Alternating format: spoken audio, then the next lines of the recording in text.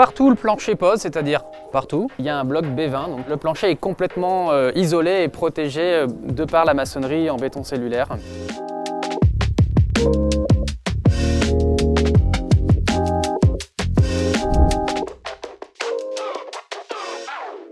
Aujourd'hui, nous nous rendons sur un chantier à Cuques où nous allons visiter une maison construite en 36,5 par la société LBD. Le chantier de M. Lamance, c'est un chantier qu'on a construit en béton cellulaire ensemble pour aller chercher des performances thermiques accrues sur la maçonnerie, entre autres.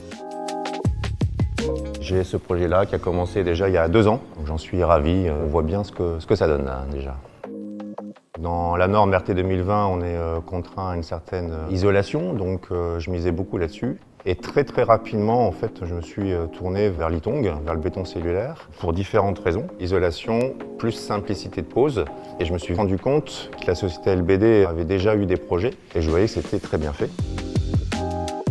On travaille l'érupteur thermique, ce qui est vraiment un gros point fort sur le béton cellulaire. Généralement, le dessous de la dalle fait pont thermique avec le plancher. Et là, le bloc B20 remplace ce dernier rang en parpaing. C'est quelque chose qui n'est pas démocratisé en France. Et c'est un produit que je trouve très performant et pas beaucoup plus cher à mettre en place qu'un bloc de parpaing. On enlève vraiment un pont thermique, donc ça se valorise très bien dans les études thermiques.